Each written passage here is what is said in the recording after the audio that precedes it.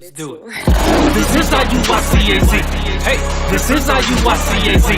Hey, keeping the faith in the King, and the patience will give us the free. Happy Sabbath to you all. Pray it's been a good week for everybody. I know Gam's been happy. You have, bro. Like your posts are more pleasant. Everything. You've been good, bro. Oh, praise. Can I say something? You gonna say something? Which post? Like when you be posting on the group, like it's just much more pleasant now. And... All praises. I'm ready that I can be happy around. So you're good. I sense that. I see your spirit's good, bro. Glad to have you, bro. You know I like you, right? Okay. All right. You know this, I always mess with him, and he's like, told him I don't do that with people I don't like. Like if I don't like you, I just don't really talk to you that much. So you know, if I talk to you, that's good, and if I bust your chops, that's even better. That means I like you. So that's good. Oh pues. When you think about marriage, right? You have steps to marriage, marriageable age. Should you marry non-believers? Should you marry other nations? What do you do in the marriage? There's scenarios in marriage. Marriage, like I say, is going to be an ongoing thing. And I didn't even cover every possible topic in what I just said. So that's not even the full thing. It could be like a notebook, I think, full of issues on marriage and how you deal with it. I was looking at the precept book, and like marriage has multiple headings under marriage, right? So I'm looking at the precept book that we put together, and yes, that we sold on original royalty. If you would like this in that format, I highly recommend it. This thing is. I saw it today for the first time. It's very well put together. The precept booklet. So it's broken out alphabetically and by topics, and there's scriptures. Now that doesn't mean that's understanding, because you could go to the scripture and not understand what the hell it's saying, right? But it'll let you know that that's kind of a good starting point. So I'm looking at marriage, right? And you got one. So they have it broken out by marriage, marriageable age, scriptures for marriage papers, marriage to other nations, and then you go into like things like whoremongering and fornication, and that all ties into marriage also. So a lot of good information in here. There's reference tables. All right, so let's start. Let's go to First Corinthians 7, and let's start at verse 1. This is the book of 1 Corinthians chapter 7, verse 1. Now concerning the things whereof ye wrote unto me, it is good for a man not to touch a woman. Remember, marriage is honorable, right? It's spiritual and symbolic. So it is important, and you must do what's required of you as a man or a woman in the marriage. But he says, it's good for a man not to touch a woman. Go ahead. Nevertheless, to avoid fornication, let every man have his own wife, and let every woman have her own husband. Now he says, even though that's the case, I'm not telling you y'all should never get married so you can just focus on the Lord, all right? He goes, because maybe your mind's going to stray into those other things. Basically, if you got to choose, it's better to get married, right? And not deal and have to fight those temptations that come by not being married, right? And we're talking obviously about the physical type. And get married. Because it's honorable. That's the point. It's an honorable thing. So he's saying, sure, is it good if you don't get married? Perfect. Later we're going to read about it where he says, you know, I would have you, those that are married, I would have you as if you're not. Still have a sense of urgency and put into perspective, you know, what's important. Like, I don't like when I gotta travel for too long just for the sake of not being around my family for too long.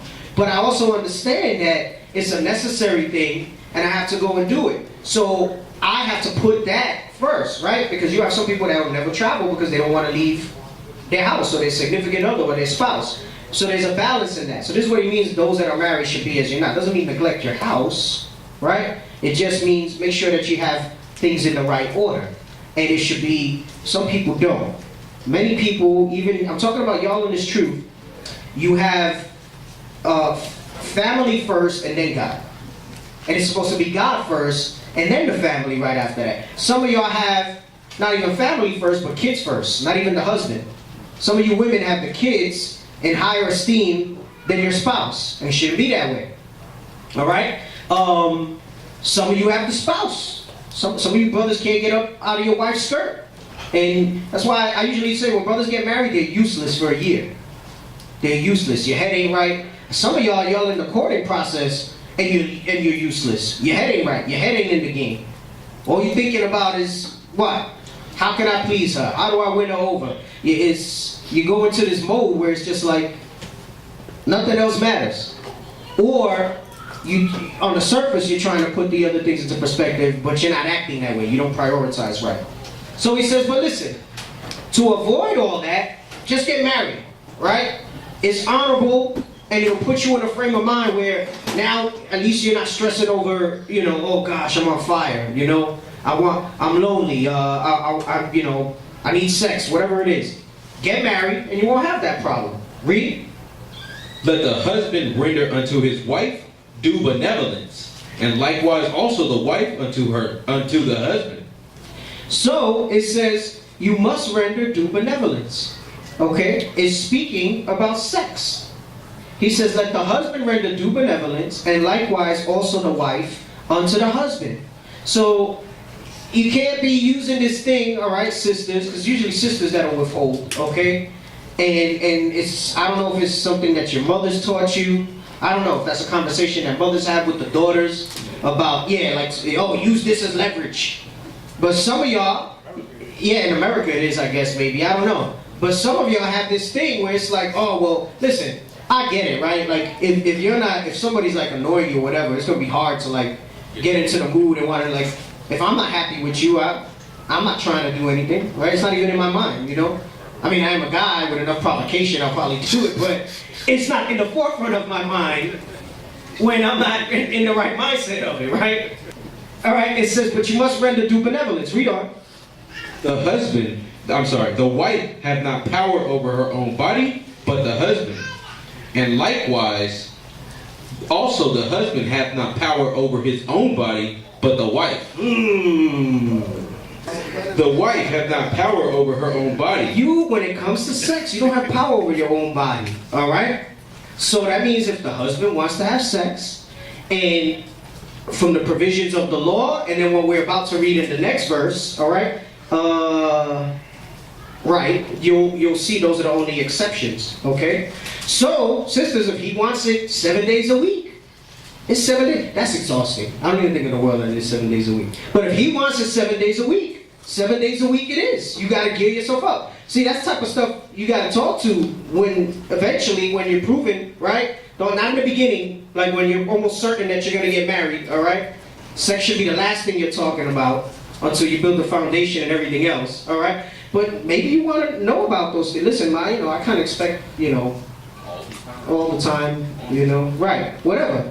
Okay? Listen, that's unrealistic though. I mean, that's why I say usually the first year you leave a brother alone because, especially if it's been a while for him, he's useless. He's useless. That's what his focus is that.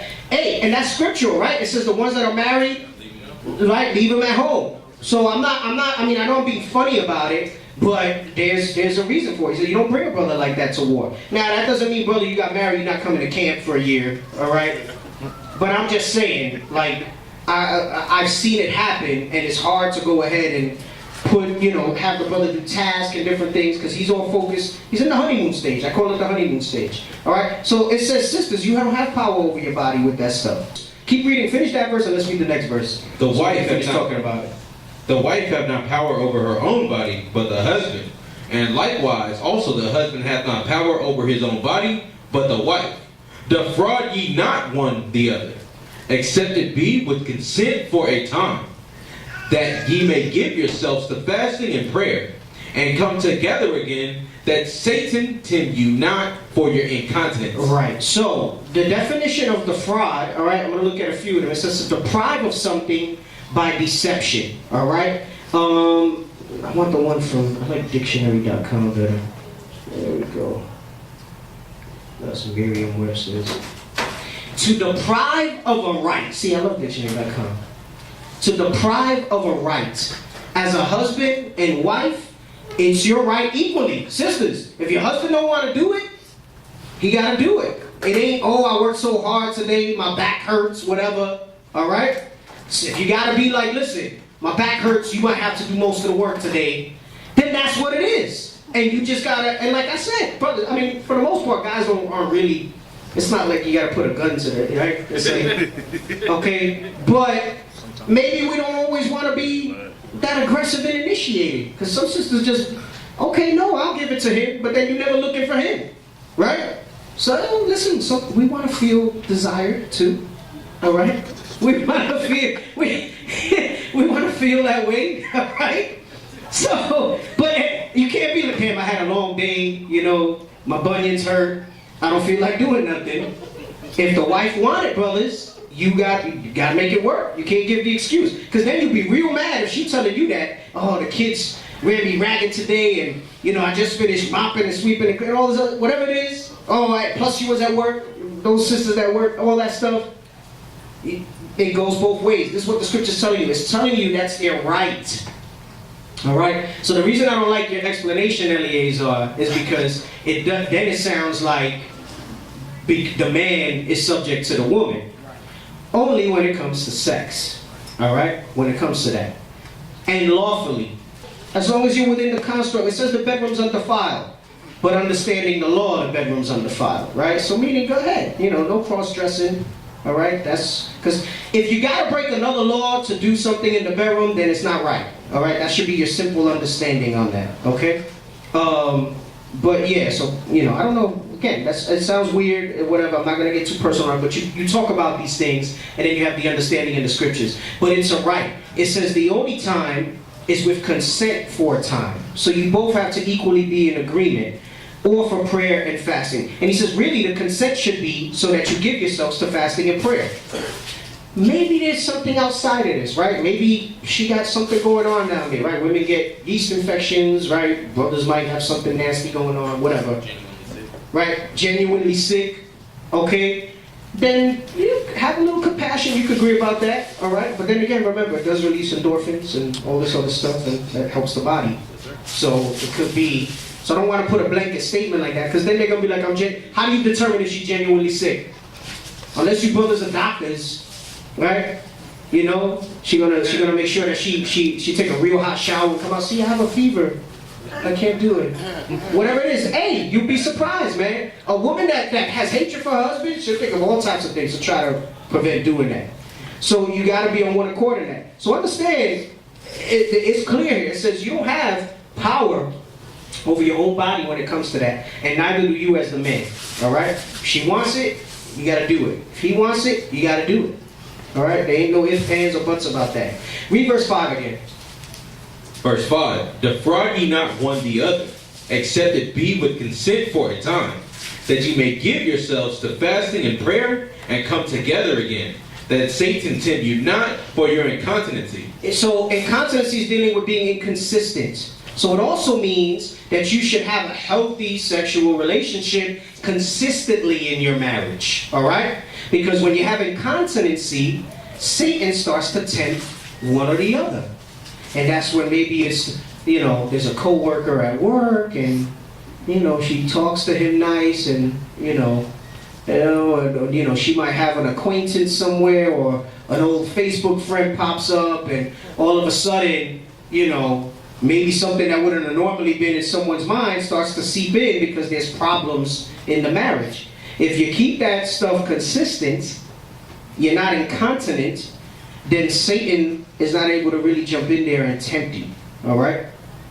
So, yes, you have all the other layers of fear of the Lord and everything else, but he's telling you, he knows, and Paul understands this intimately because he tells you, especially in Romans 7, he breaks down how he had a lot of, he called it evil concupiscence in his head. He was very lustful, and he struggled with a lot of these things. So he's an expert in kind of telling you, and he actually stayed unmarried. So he's letting you know, listen, I'm telling you from somebody that deals with it, I'm always thinking about it. This is the stuff that he was talking to and praying to Christ about when he says, you know, for this thing, I sought the Lord. See, this is why you got to read the whole Bible. Because when you read where he says, for this thing, I sought the Lord three times, to take it away from him. If you didn't ever read Romans 7, then you would never understand what he's talking about when he says he besought the Lord later on about taking that from him. What he was talking about was that deep lust that he had. And the Lord said, listen, my grace is sufficient for thee. Meaning, This is why he goes on and talks about how he dies daily, how he had to kill the old man. That was something that he always struggled with in his mind, but he kept beating it back based on the laws and the scriptures. So he's telling you, listen, but when you get married, you're still going to have those type of thoughts and things like that, right? I call it the new car effect, right? Because when you got a new car, you love that thing. Give it 3 years and you're already looking at the next one, right? And everything you loved about the one you got, you don't love it, don't have the same smell.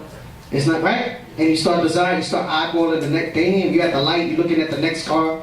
Yes, I'm using a metaphor for looking at another man or woman after you're in a relationship. It's going to come at you. You're going to start thinking about those things. And you can't control the thought coming into your head. You can't, right? We're carnal. It's going to happen. But you control it more by keeping yourself in this, what we've read in these first few verses. And understand that it's honorable, all right? When I was breaking this down into the honorable and spiritual parts, but I didn't have time to do it for the 2 classes that I did. That's an honorable thing. To be able to have that level of confidence and trust in a relationship where you're going against what society has taught you of, oh, well, it's my body. What do you mean I don't have power over my own body, you know? This is me and I'm not property. Don't, oh gosh, what's the word? They made a word for it. What are they? Objectify. Don't objectify me, right? They made a word for it. This, when you're doing marriage honorably, it's not objectification, because based on what I brought out last week, and I was going to say this for him, but I'll stop for a question that I want to ask the brothers. Hold this. We're coming back, so we got to do more on 1 Corinthians 7. Get me Ephesians 5. I want 25. And brothers, get ready, because based on what I taught last week, y'all should be able to answer this. Ephesians 5:25. This is the book of Ephesians, chapter 5, verse 25. Husbands, love your wives, even as Christ also loved the church and gave himself for it. Stop. So, brothers, you're on. What does that mean? I want somebody to explain that to me. What it's saying is, as Christ did for the church, he taught the church. He stood up for the church, and even then he even died for the church. So you need to love your wife as much as Christ loved the church, because Christ even died for the church, and he put his life on the line to teach them and give them correction and anything that they need. Good. See, the brother was listening. I know he listens though, so that was the easy one. Let's see your face when you're listening. All right? Because you can see some brothers that are spaced out, or the ones that are fighting to sleep, one eye like this. I see that. Sometimes the cameraman even. I see it. But, all right, but you can tell when they intently, okay, good. All right? So now, when you go back, let's jump back to 1 Corinthians 7 and read verse 4 again. 1 Corinthians chapter 7, verse 4. The wife hath not power over her own body, but the husband. And likewise, also the husband hath not power over his own body, but the wife. That's not offensive then, when you understand what we just read in Ephesians 5, right? Hold that real quick. Let's go back to Ephesians 5. The book of Ephesians, chapter 5, verse 22. Wives, submit yourselves unto your own husbands, as unto the Lord. So brothers, you're on. Explain that one to me. So remember, verse 4 talks about husband and wife. I dealt with the man, and then we're going to go back and bring it all together, why it's not objectifying when we read that scripture. Marriage is symbolic of the relationship between Christ and the church. The husband being Christ, the figure of Christ in that church, the women being Israel. And just like Reuven was saying, how the man is subject unto Christ in that way, the women need to follow that succession and be that way also. So when it says submit yourselves as unto the Lord, because your husband follows that same chant, so does Christ, the woman needs to do that as well, because that's what brings the power, that's what brings the energy to the marriage because of what it represents.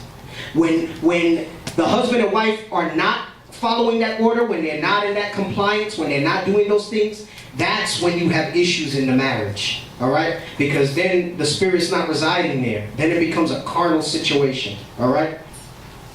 Jump to verse 11. I'm going to move on from that thought. And then I'm going to ask something. 1 Corinthians 7. This is the book of 1 Corinthians, chapter 7, verse 11. But, and if she depart, let her remain unmarried. Actually, start at 10. My bad. No, verse 10. And unto the married I command, yet not I, but the Lord. Let not the wife depart from her husband. It says, let not the wife depart from her husband. Let not the wife depart from her husband. This is a commandment. All right, read on. And if she depart, let her remain unmarried, or be reconciled to her husband, and let not the husband put away his wife. All right, so now this is how I'm going to show you the confusion that brothers get confused. This is plain. These two verses are plain. It says sisters cannot leave their husband. And if you do, it says you have to remain unmarried or get back with your husband. And husband, you can't be running around putting away your wife, all right? Except for fornication. I said husbands can put their wife away for fornication. There is no scripture that says the women have that same right to do that.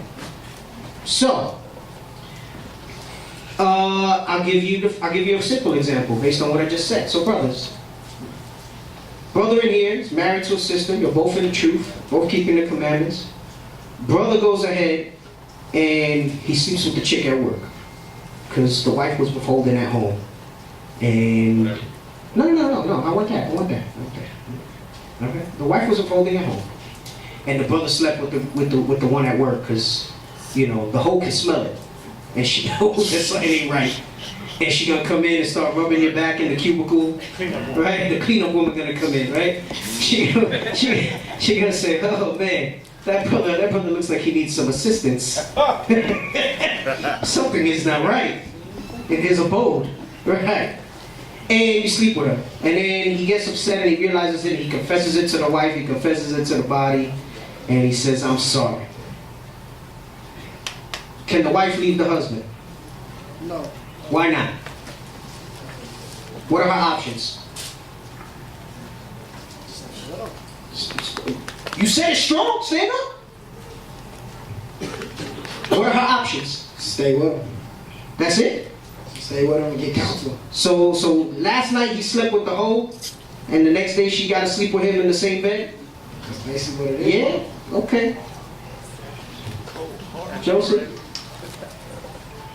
Shalom. She can't divorce him, but if she felt truly hurt about it, she can like go somewhere else, but she can't remarry. She just has That's to what I'm come looking back. for. All right? That's a situation where husband and wife can separate, right? So maybe she's really hurt, right? I mean, especially if y'all was understanding this and this whole thing, how marriage goes. But sister, you cannot remarry. You can separate from him for a little while till you get over it. And if you choose not to go back with him, that means you must remain unmarried until he dies. Death is the only thing that frees you from a marriage, sisters. Another question. Let me ask another question. Your husband gets locked up. And he doing 30 years. And he's 60. It was over anyway. No, there's help nowadays with that. They have pills for that. I'm like, No, he's not 60, but he's doing 30. He's doing 30. And it was an injustice. It wasn't even his fault. All right? Can the sister get divorced? No? Go ahead, Joseph. No. She No. cannot get divorced. She has to remain unmarried until he comes back so they can reconcile. Okay, well, what if he dies in jail? She's a widow. Okay, all right, okay. So, wait, what's your question? Now you look confused. You're going to say something. Go ahead. I thought if he dies, she's. Well, he said she's a widow. She can remarry. Right. Yeah, okay. I didn't know what he said. a widow means you don't have a husband anymore. That's all that means. Okay, all right. Okay. The way he said it confused me. All right, good. I'm glad. That's why I didn't elaborate on it. Because I'm trying to throw little things in there. And I'm keeping it real simple. But you'll get distractors. It's like when you used to get those verbal math problems on like those standardized tests, right? And it was like, you know, Bob and Jill went to the store on 5th Street on Saturday afternoon at 1 p.m. It was a sunny day and there was a green awning outside the store. And Mr. Bill was in there buying pickles. Bob and Jill went in and they had $10 between them and they wanted to buy, and then meanwhile the only thing you needed to know was they had $10 and they bought this, but they put all this other stuff in the way and you get confused. Read these two scriptures again so sisters can understand. I hated those two, bro. 1 Corinthians. But I was hip to that. 1 Corinthians chapter 7, verse 10. And unto the married I command, yet not I, but the Lord. Let not the wife depart from her husband. But, and if she depart, let her remain unmarried, or be reconciled to her husband. And let not the husband put away his wife. All right? So, I can give you multiple scenarios with that. I can tell you the husband was abusive. The husband beats on her. The husband is this, that, and the other. Yes, are we going to get involved and help mitigate that and try to deal with that? Sure. That's not a reason for divorce. The scripture says there's no divorce. You cannot get divorced for that. All right? Yes, that's a separation thing. Yes, we got to deal with that. All right? But that's not a reason for divorce. And things will come up and the Lord will present that path the way it needs to be. But you don't get divorced for that. All right? And then it says, and let not the husband put away his wife. Some brothers want to get frivolous, and I'm telling you, that's the nuclear option. Separation is pushing the button. That's having the code to the football and pushing the button and setting off the nukes. All right? There are so many things that need to happen prior to you separating to work something out. Because what is the purpose of separation? I see a hand in the back. Was there a question? Go ahead. Why are you only back there?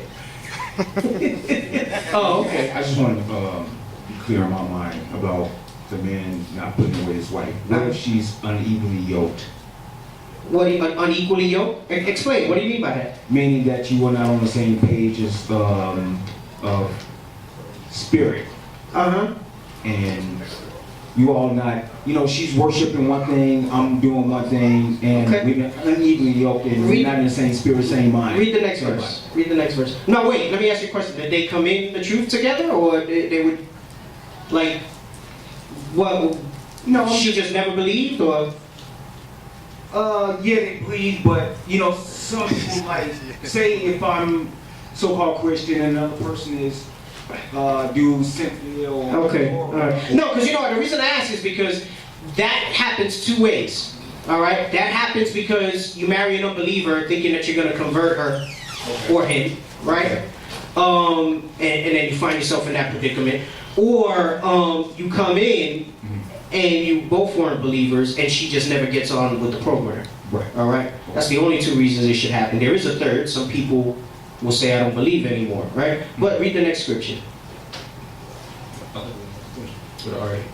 Verse 12. But to the rest speak I, not the Lord. If any brother hath a wife that believeth not, and she be pleased to dwell with him, let him not put her away. Now, what does it mean to be pleased to dwell? Michelle.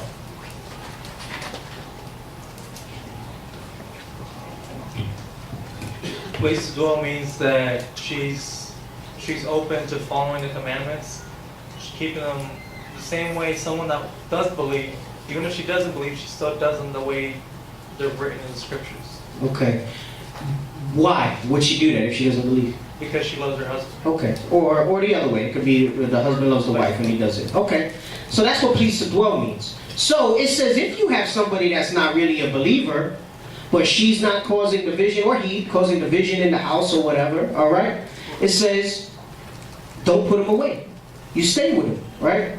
Specifically, it's talking to the man because the woman can't put the husband away. So that's not a reason either, sisters. So if you go out and marry an unbeliever and he don't believe, that's yours. And you need to stay with that through whatever and understand that, all right?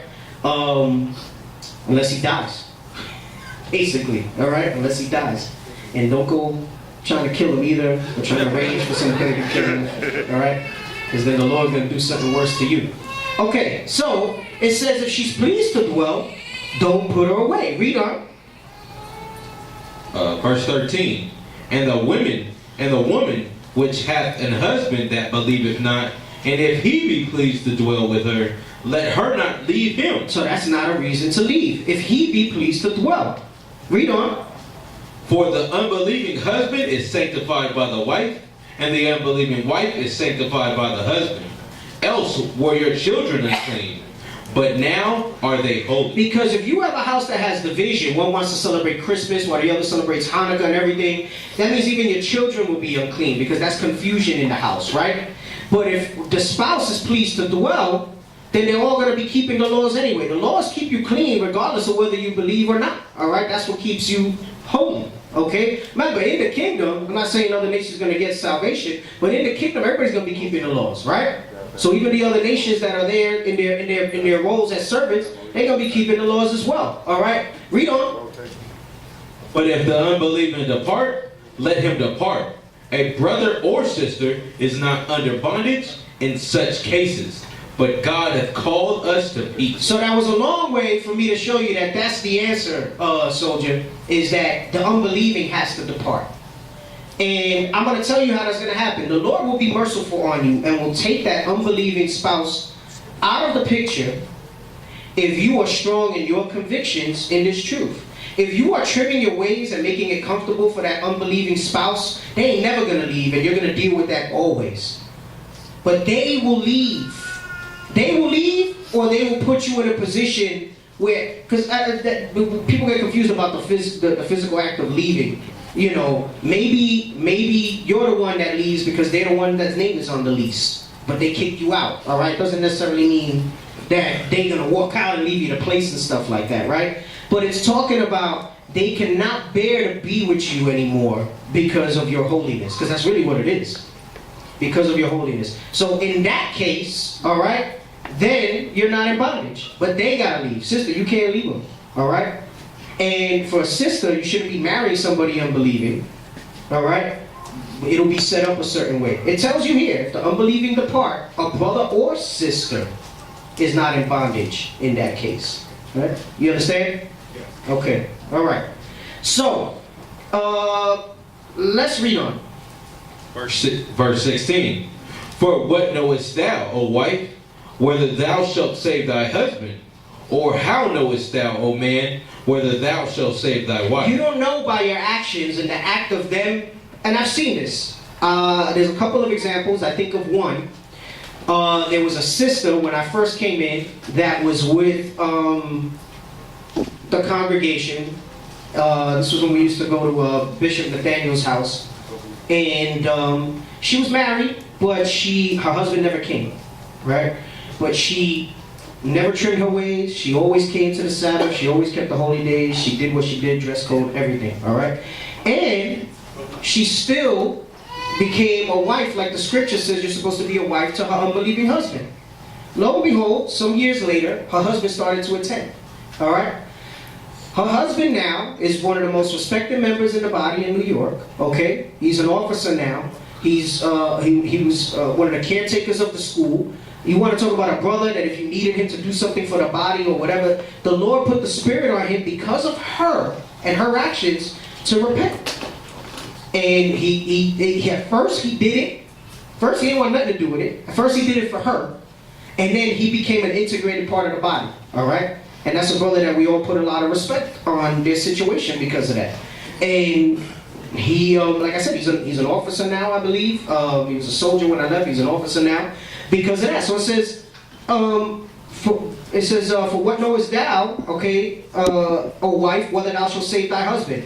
Or how knowest thou, O man, whether thou shalt save thy wife? You don't know if the Lord has it lined up by your example, that's how the grace and mercy of the Most High in Christ is going to be shown to your spouse. So you can't go in there, because some brothers are slick. They've been wanting to get out the marriage prior to the truth. Then when they understand what marriage is about in the truth, they're like, oh snap, I'm stuck. I got to look for an angle. I got to look for a way out. And they're trying to look for a way out.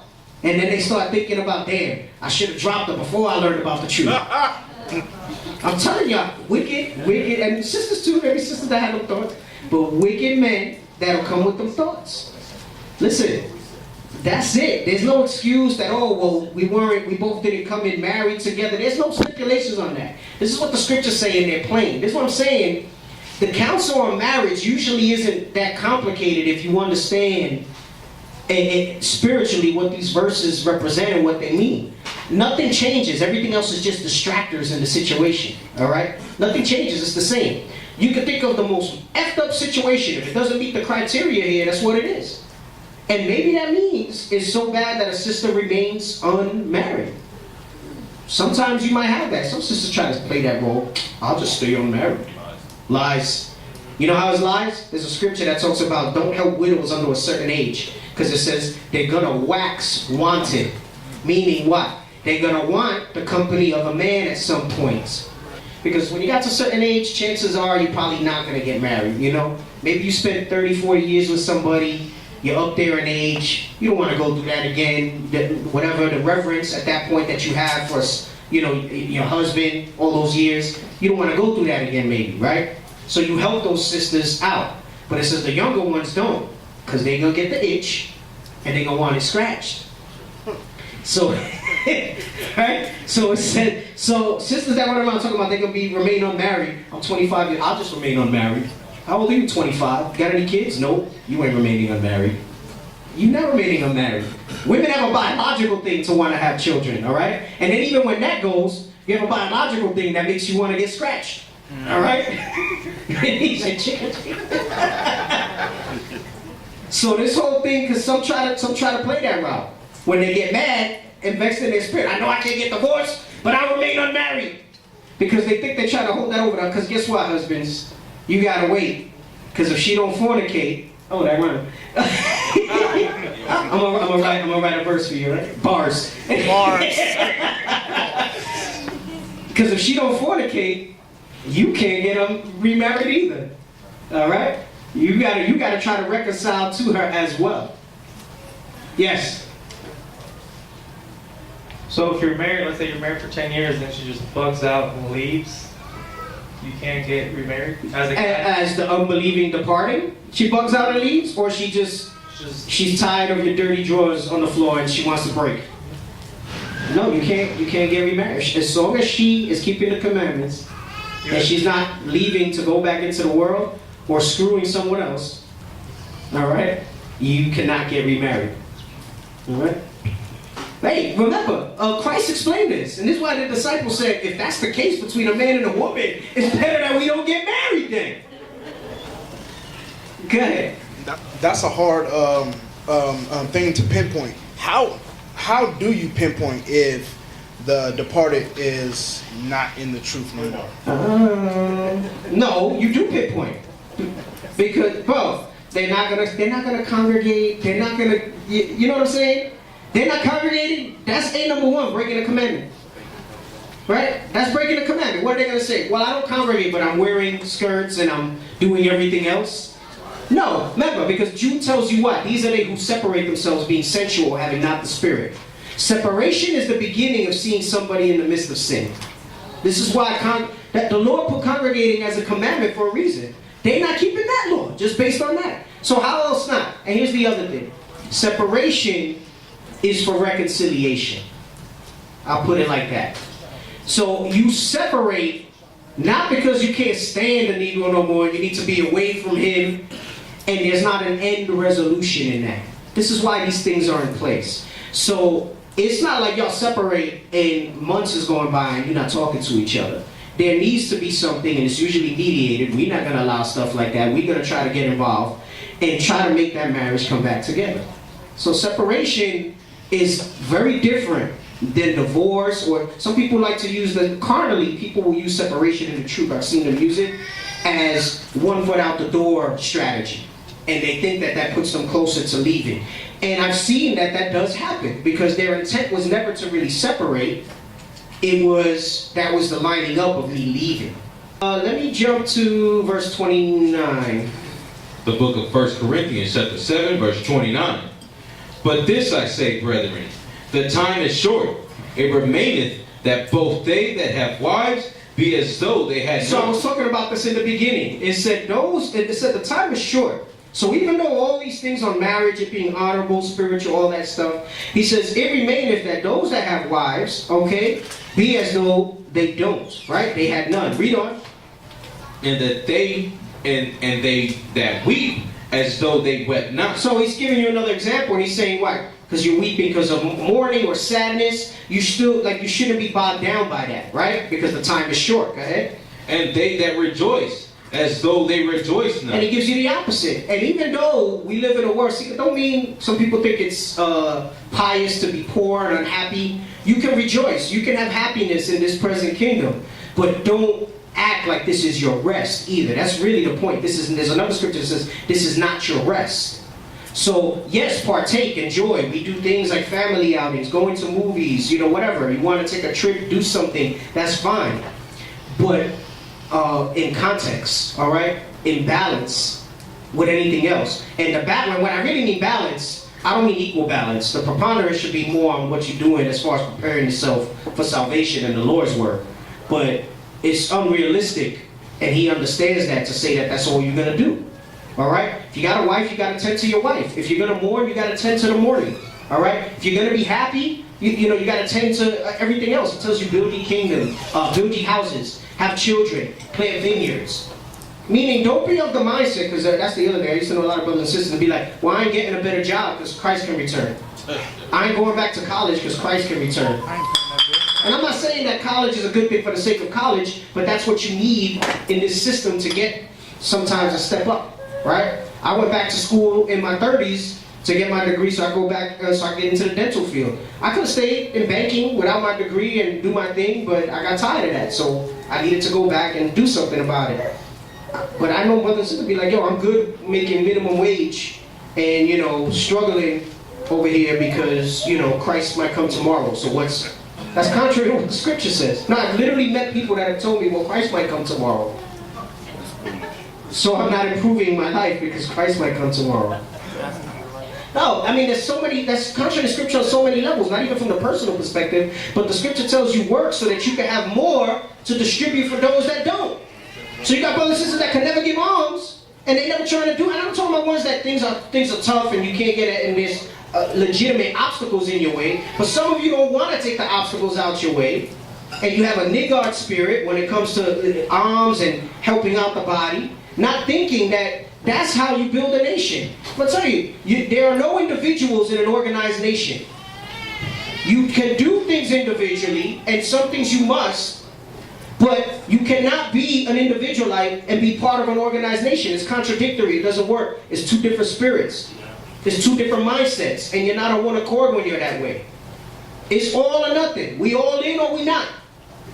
Christ said, if you lukewarm, I'll spew you out. He said, I'd rather you be cold or hot. The work is easier that way. If the cold on this side and the hot on here, I'm good. If I got to sift through the middle, it's pain in the behind. Trying to figure that thing out. So there ain't no individual stuff no more. Read on. And they that buy as though they possess none. And they that use this world as not abusing it, for the fashion of this world passeth away. And this is ultimately what he's talking about. He goes, you have to use this world. You have to.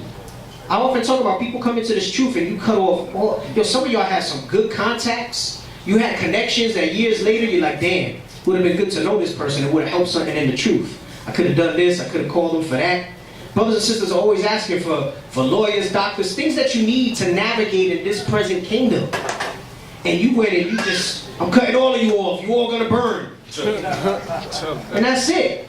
But no, it says make friends of the mammon of unrighteousness, but be not unequally yoked. It also says when you're among the indiscreet, all right, observe the time. Meaning just enough to maintain the relationships, and then everything else needs to be about this and your people that are in this with you. You can't abuse the world because you'll get taken in by it, right? Christ said, I pray for them because they are not of this world. And you have to believe that. And it's hard. That's hard. That don't make sense. Like with physics and science, it doesn't make sense to say that, how am I not a part of this world, but I'm here and I'm so ingrained in it and everything like that? But you got to look at it spiritually, all right? And what he's talking about is that we're not part of this kingdom. This thing wasn't designed for us, by us, nothing. All right? It's all going to come about when the kingdom of heaven comes. We have a greater thing waiting for us. So don't get too comfortable here. Whether that's in marriage, in rejoicing, in sorrow even. Understand, you got to dust that off, shake it off, and move forward. Jump to V32. Read on. Verse 32. But I would have you without carefulness. He that is unmarried careth for the things that belongeth to the Lord, how he may please the Lord. This is the example that he's giving. So if you're unmarried, you'll be more focused on the Lord and how you may please the Lord. Go ahead. But he that is married careth for the things that are of the world, how he may please his wife. But that doesn't mean that that's a bad thing. It just means that you have to, everything that I was just speaking about for the past 5 minutes, you have to put that in perspective in how you handle it. All right? Yes, you can partake and you should and use those things. All right? But understand that the time remains short. Don't get complacent in those things. All right? Go ahead, read on. Verse 34. There is difference also between a wife and a virgin. The unmarried woman careth for the things of the Lord, that she may be holy, both in body and in spirit. But she that is married careth for the things of the world, how she may please her husband. Read on. And this I speak for your own profit, not that I may cast a snare upon you, but for that which is comely, and that ye may attend upon the Lord without distraction. So he says, listen, I'm telling you all this, not to get you confused and put a snare on you that you start getting confused. Well, I shouldn't get married, or I'm going to neglect my husband, or I'm going to neglect my other duties and things like that. He said, I'm not telling you for that. I'm just telling you, all right, it's not to cast a snare upon you, but that ye may attend upon the Lord without distraction. And that's really kind of the best way to look at it. Right? Remember, I said all these other things when you're dealing with marriage counsel are distractors. All this stuff in the world can become a distraction and you forget. Right? If y'all haven't seen The Matrix, I'm telling you, I speak about The Matrix often. When Cypher was selling everybody out, he said, I want you to put me back in, but I don't want to remember. I don't want to remember nothing. He was like adamant about it. He said, I don't remember nothing. Right? He said, ignorance is bliss. Because you can't be touched by this and go back into the world. That's why you have people that, you come across people, brothers, we come, oh yeah, I know about that. They're like, all right, so why are you still living like this? Why are you still rolling like this if you really knew? And those are the people that are like, that's like purgatory, man. You know? That's how I look at it. I mean, it's not a real thing, but the concept of purgatory, that's kind of what that is, man. Because it's like, to have that awareness, but then have no type of self-discipline or control to bring yourself to a place where you choose a side, you the worst type of person. You better all, I can respect, this is what I tell you, I love Richard Spencer, all right? I love Donald Trump, because they are hot and on fire for what their convictions are. And then you come across Jake, and there's so many lukewarm brothers and sisters when it comes to this war. And you have no conviction in your dedication to the Most High Christ. So he's telling you, don't let those things be distractions to you. I'm not telling you to try to disrupt the order of what things should be. It don't mean don't take your wife out, or don't please her, don't do those things. But don't be distracted by other things. And that goes on a lot of levels. Whatever it is that's your distractor, don't let that overtake you. Some brothers are sports fanatics. Some are slothful. Some of y'all just don't like to do anything. Just sit on the couch, rub the back of your head, and watch TV. Whatever it might be. Whatever it is that your thing is. Some of you are video game freaks, all right? I know, I wouldn't say I was a freak. I was pretty bad, though. I'll get some hours in. I pick up them sticks, and I'll be there. Bad, bro. I was a hard body, bro. Bro, I buy a game, finish it in 2 days. Mine is like a 40-hour playthrough. You know what I'm saying? So you can imagine, 2 days, it's a 40-hour playthrough, right? Eyes on fire, calling out of work because I broke night playing a game. It should be bad like that. But then I got myself busy in the work of the Lord. And listen, don't get me wrong, I'm eyeing some games, and I buy them, and they sit there, and I'll play them like 5 years after they came out. That's right. And so if I got like some time, and I find some time, I'll get it in here and there, and I'm not totally absolved of it. I'll say that. I still enjoy it, but it's not like that though. I ain't itching for it. I ain't like okay, right? But all praise to the Most High. And when you're in it, you can't see it. You're in denial about it. And I'm not just talking about games. I'm talking about whatever it is. Some of y'all just like to sleep a lot. Man, how much sleep do you really need? Sleep when you're dead. Sleep just enough so that you can rejuvenate yourself, be fresh, whatever, be healthy, and then get yourself to being productive for the Lord. It's as simple as that. We're almost done. Let me see what. Let me see what I want. I don't want to get on set because I'm going to cut it short because I'll take too long if I go through the rest of it. Read verse 39. Verse 39. 1 Corinthians chapter 7, verse 39. The wife is bound by the law as long as her husband liveth. But if her husband be dead, she is at liberty to be married to whom she will, only in the Lord. Only in the Lord means you marry a believer. You marry a believer. It says if your husband be dead, and this doesn't mean that you had to have been married and then you only marry a believer. That's nonsense. It means you only marry believers. You don't try to drag somebody in this and force them to repent because you didn't like the pickings that were where you were at. Maybe the Lord, listen, if you have faith in the Lord that He gives a good wife as a portion to a good man, then if you, or vice versa, then just be patient. If it's not good that man should be alone, then there really is somebody for everybody. And there will be somebody in this truth that you will find. Just be patient. Back to this, it says the wife is bound by the law as long as her husband liveth. Alright? So we went over the examples, sisters. Understand how severe marriage is. It's really what, unless you don't care about what God says, and that's usually what will happen. If a sister cannot angle, or a brother, find his way out of the marriage, they'll just leave the truth. Or they'll say they're not leaving the truth, but they're leaving IUIC, and they'll go to a camp where they allow whoredom. Because that's what it is. And they'll allow multiple wives and all that stuff, and sisters, you'll get, I'm telling you, we're not making it up. Alright? You'll get passed around. And they'll use scriptures to justify it. And they will use scriptures to justify it.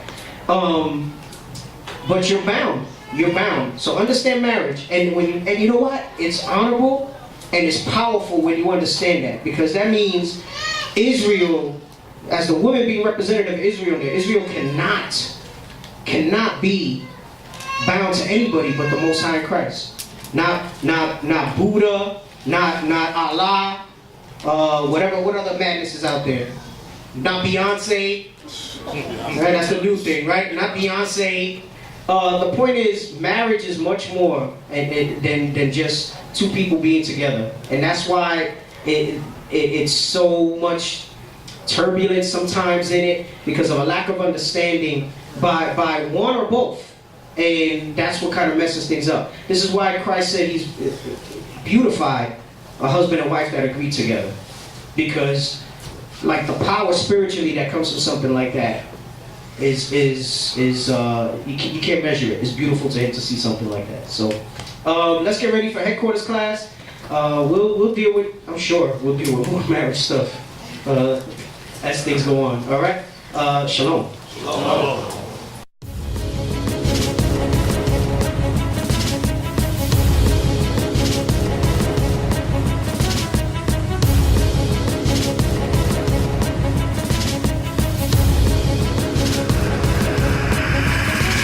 Shalom, Israel. I'm Elder Nathaniel of Israel United in Christ.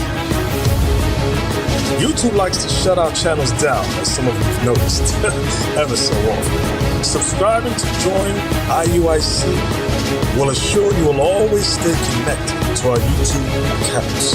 We want to do our best to make sure this truth gets out. Please click and join our subscriber YouTube channel called Join IUIC to stay linked to all of our videos.